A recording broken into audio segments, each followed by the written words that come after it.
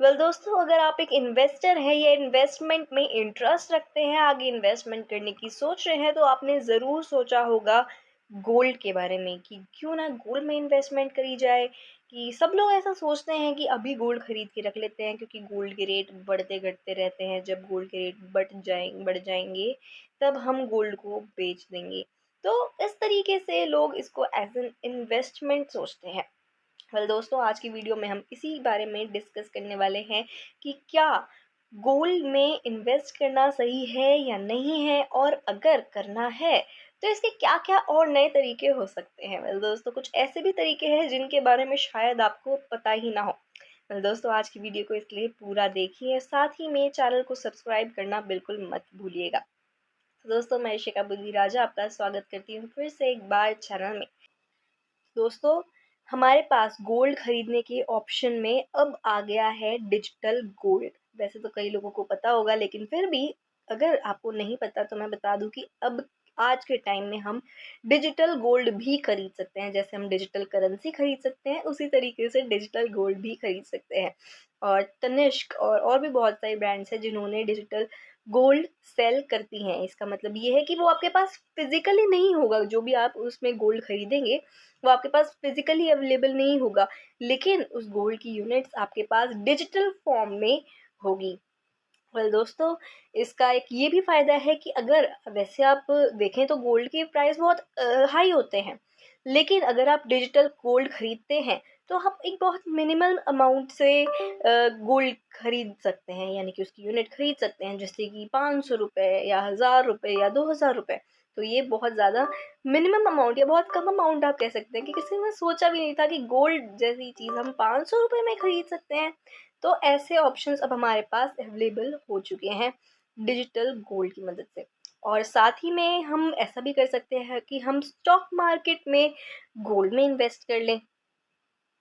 तो दोस्तों, अगर हम स्टॉक मार्केट में गोल्ड खरीदना चाहते हैं तो बस हमें ज़रूरत है एक डीमैट अकाउंट होने की, और फिर उसके बाद हम कोई भी तरीके का ETF खरीद सकते हैं। तो इसका मतलब हम गोल्ड में भी इन्वेस्ट कर सकते हैं through investing in stock market.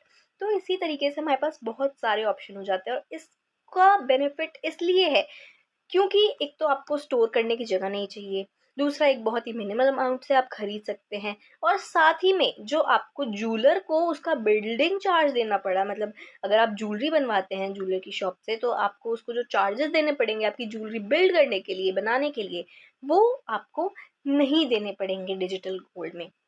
तो इसीलिए डिजिटल गोल्ड एक बहुत अच्छा तरीका है जो आजकल लोग देख रहे हैं इन्वेस्टिंग के पर्पस से। तो अगर आप ज्वेलरी खरीद रहे हैं तो ज्वेलरी शॉप से जाके ज्वेलरी खरीदना अच्छा है, लेकिन एज एन इन्वेस्टमेंट अगर आप ज्वेलरी देख रहे हैं तो यही रिकमेंडेशंस है कि किसी डिजिटल प्लेटफॉर्म की मदद से, यानी कि या तो अगर आप इन्वेस्टिंग के लिए देख रहे हैं तो डिजिटल गोल्ड में इन्वेस्ट करें।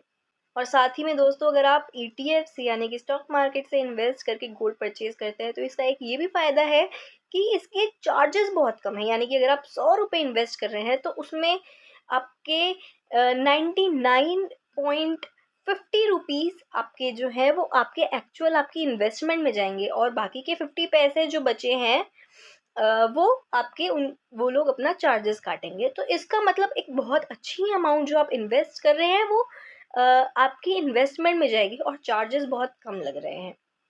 तो ये एक बहुत अच्छा तरीका है इन्वेस्टमेंट करने के लिए, इससे आपको बहुत सारी यूनिट्स आप खरीद सकते हैं।